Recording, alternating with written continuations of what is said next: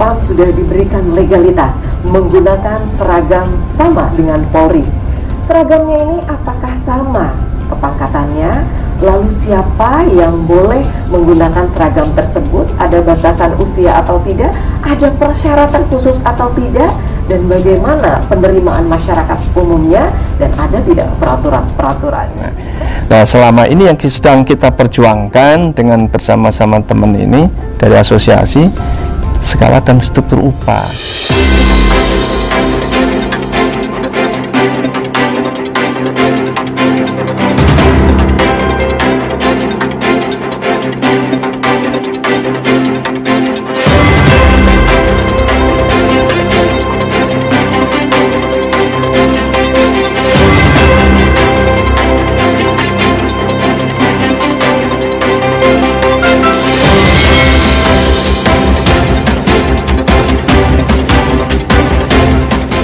Tentang profesi Satpam, ada yang merasa malu untuk menjalani profesi tersebut, ada yang masih malu-malu, dan ada yang menghargai, dan ada yang terpaksa menjalani profesi Satpam.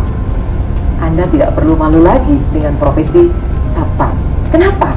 Karena saat ini Satpam sudah diberikan legalitas menggunakan seragam sama dengan Polri.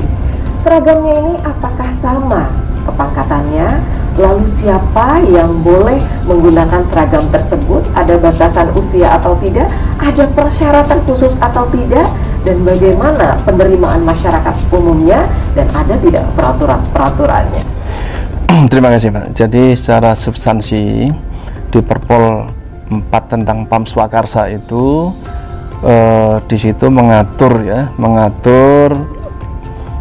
pengamanan atau kegiatan pengamanan yang didelegasikan kepada bentuk-bentuk pengamanan swakarsa itu untuk menjalankan atau mengamankan di lingkungan kerja masing-masing. Itu atas kesadaran, kemauan, dan kepentingan masyarakat itu sendiri.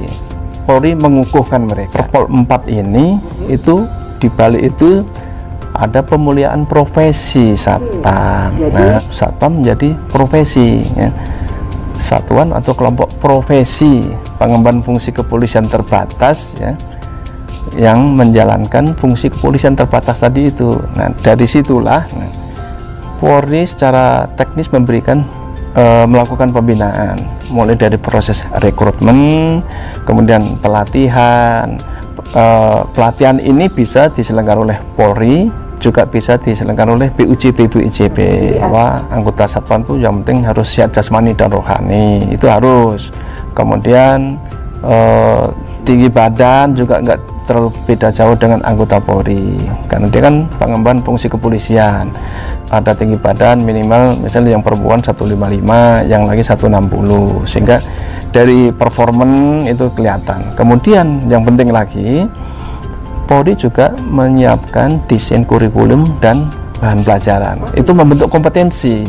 Sebagai sebuah profesi, dia harus punya kompetensi khusus, Pak. Nah, maka tadi kompetensinya Satpam itu adalah ada di Polri sebetulnya, didelegasikan kepada Satpam, direkrut oleh BUJP, oleh pengguna jasa yang lain, kemudian nanti koordinasi dengan Polri untuk proses pelatihannya, gitu, Pak. Jadi ada pelatihan? Ya, ada.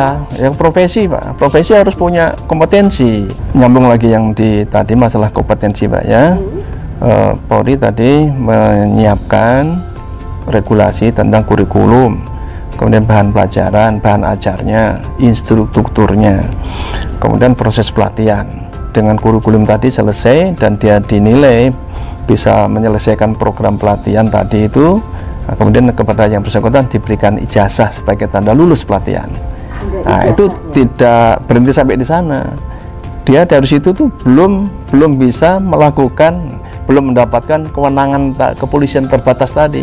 Dia harus dikukuhkan oleh Polri, ya, sebagai pengemban fungsi kepolisian terbatas. Jadi ada selembar kertas yang menyatakan bahwa kamu sudah layak dan patut menjalankan profesi Satpam.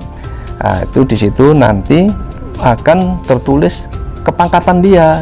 tergantung jenis pelatihan yang dia ikuti. Kalau garda pertama, nanti begitu lulus dikukuhkan, dia diberi pangkat sebagai pelaksana. Nah, dia diberikan tanda kewenangan, dia diberikan kartu tanda anggota, kemudian dia diberikan PIN, ya, PIN kecil itu kualifikasi pendidikan yang pelatihan yang dia ikuti. Kemudian ada juga buku riwayat satpam, Nah, setelah itu semua diperoleh, nah, baru BUJP penyedia tadi baru bisa mempekerjakan dia. Nah, selama ini yang sedang kita perjuangkan dengan bersama-sama teman ini dari asosiasi, skala dan struktur upah kan sudah didiklat, sudah profesi, sudah pelatihan, sudah mendapatkan kewenangan, pelimpahan kewenangan tadi itu. Nah, sekarang mereka harus mendapatkan upah yang layak, upah yang sepadan dengan satu, kepangkatan dia, masa kerja dia.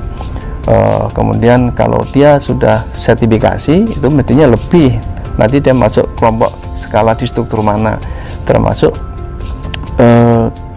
kalau dia punya kecakapan khusus itu bisa mempercepat pola karirnya dia gitu. Nah, sehingga nanti akan berkorelasi kepada kompensasi yang dia peroleh gitu, seperti itu. Jadi pola karirnya juga diatur, yaitu untuk memberikan stimulus bagi teman-teman satpam ini supaya bekerja dengan semangat, bekerja dengan baik. Pengelolanya juga harus demikian, harus berbanding lurus. Satpamnya sudah bagus, pengelolanya bagus, pembinanya bagus, upahnya juga bagus. Ini proses pemulihan tadi yang kita roadmap itu seperti itu.